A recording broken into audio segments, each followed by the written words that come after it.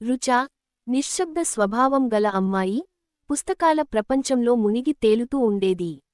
ఆమె కొత్త కథలు చదవడం మరియు రాయడం ఇష్టపడేది. ఆమె రచయిత కావాలని కలలు కనేది, కాని ఆమె తన కలలను సాకారం చేసుకునే విశ్వాసం లేదు. ఆమె తరచుగా తన గదిలో కూర్చొని కథలు రాసేది, కాని వాటిని ఎవరికీ చూపించలేదు. రుచా వయస్సు దాదాపు 20 నుండి 25 సంవత్సరాలు మరియు ఆమె యవ్వనంలో ఒక ప్రత్యేకమైన ఆకర్షణ ఉంది.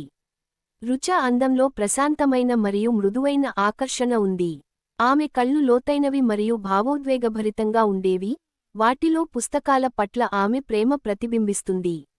ఆమె చిరునవ్వులో ఒక అమాయకత్వం ఉంది, అది ప్రజలను తన వైపు ఆకర్షిస్తుంది. రుచా అందం బాహ్యమైనది మాత్రమే కాదు, ఆమె లోపలి నుండి కూడా ప్రకాశిస్తుంది. ఆమె సరళత మరియు వినయం ఆమె అందాన్ని మరింత పెంచాయి. రుచా అందంలో ఒక సహజమైన ఆకర్షణ ఉంది, అది ప్రజలను తన వైపు ఆకర్షిస్తుంది. కబీర్, ఒక ప్రసిద్ధ రచయిత, రుచా నగరంలో ఒక సాహిత్య కార్యక్రమంలో పాల్గొనడానికి వచ్చాడు. అతను కార్యక్రమంలో వెనుక వరుసలో కూర్చొని పుస్తకాలు చదువుతున్న రుచాను చూశాడు. కబీర్ రుచా పుస్తకాల పట్ల ఉన్న భక్తితో ఆకట్టుకున్నాడు. అతను రుచాతో మాట్లాడి తనతో కలిసి పని చేయమని ప్రతిపాదించాడు. రుచా మొదట చాలా భయపడింది. ఒక ప్రసిద్ధ రచయిత తనతో కలిసి పని చేయమని ప్రతిపాదిస్తున్నాడని ఆమె నమ్మలేకపోయింది. ఆమె కబీర్తో తాను ఒక వృత్తిపరమైన రచయితను కాదని మరియు తనకు పెద్ద వేదికపై రాసిన అనుభవం లేదని చెప్పింది. కాని కబీర్ ఆమెను ప్రోత్సహించి, ఆమె కథలలో ప్రపంచంతో పంచుకోవాల్సిన ప్రత్యేకమైన ప్రతిభ ఉందని చెప్పాడు. కబీర్ ప్రోత్సాహంతో రుచా ధైర్యం చేసి అతనితో కలిసి పని చేయడానికి అంగీకరించింది. కబీర్ రుచాకు ఆత్మవిశ్వాసాన్ని ఇచ్చాడు మరియు ఆమె రచన శైలిని మెరుగుపరచడంలో సహాయం చేశాడు.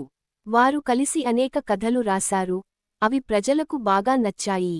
రుచా కథలలో కొత్త ఆత్మవిశ్వాసం వచ్చింది, మరియు ఆమె ఇప్పుడు పెద్ద వేదికపై రాయడానికి సిద్ధంగా ఉంది. రుచా మరియు కబీర్ మధ్య ఒక లోతైన సంబంధం ఏర్పడింది. వారు ఒకరి కలలు మరియు లక్ష్యాలను అర్థం చేసుకున్నారు. రుచా కబీర్ మార్గదర్శకత్వం మరియు మద్దతును అభినందించింది, మరియు కబీర్ రుచా ప్రతిభ మరియు అభిరుచిని గౌరవించాడు. వారు గంటలు కలిసి కథలు రాసేవారు, ఒకరి ఆలోచనలను ఒకరు వినేవారు మరియు ఒకరి నుండి ఒకరు నేర్చుకునేవారు. ఒక రోజు, కబీర్ రుచాను ఒక పెద్ద ప్రచురణ సంస్థలో తన కథలను ప్రచురించమని ప్రతిపాదించాడు. రుచా మళ్లీ భయపడింది. ఇది తనకు ఒక గొప్ప అవకాశం అని ఆమెకు తెలుసు, కాని ఇది ఒక పెద్ద ప్రమాదం అని కూడా ఆమెకు తెలుసు. ఆమె ఎంత ప్రతిభావంతురాలో మరియు ఆమె తన ప్రతిభను విశ్వసించాలని కబీర్ ఆమెకు గుర్తు చేశాడు. రుచా ధైర్యం చేసి తన కథలను ప్రచురణ సంస్థకు పంపింది. ప్రచురణ సంస్థ రుచా కథలను బాగా ఇష్టపడింది మరియు ఆమెను విజయవంతమైన రచయితగా గుర్తించింది. రుచా ఆ రోజు తన కలలను సాకారం చేసుకుంది మరియు కృషి మరియు సంకల్పంతో ఏదైనా సాధ్యమని గ్రహించింది. రుచా మరియు కబీర్ కథ పుస్తకాల ప్రపంచం యొక్క కథ, ఇది ఇద్దరు వ్యక్తులను కలిపి వారి కలలను సాకారం చేసుకోవడానికి ప్రేరేపిస్తుంది. ఈ కథ మనకు మన ప్రతిభను విశ్వసించాలని మరియు మన కలలను ఎప్పటికీ వదులుకోకూడదని నేర్పుతుంది. నిజమైన ప్రేమ మరియు స్నేహం జీవితంలో విజయవంతం కావడానికి మనకు సహాయపడతాయని కూడా ఇది మనకు నేర్పుతుంది.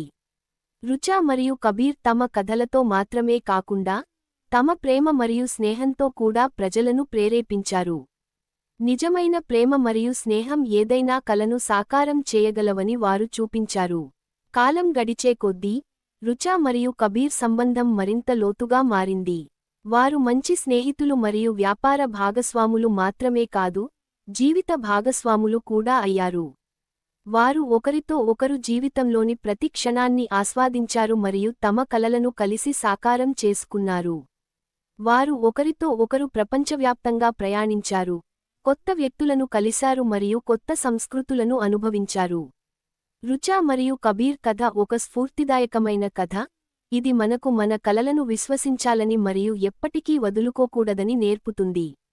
నిజమైన ప్రేమ మరియు స్నేహం జీవితంలో విజయవంతం కావడానికి మనకు సహాయపడతాయని కూడా ఈ కథ మనకు నేర్పుతుంది.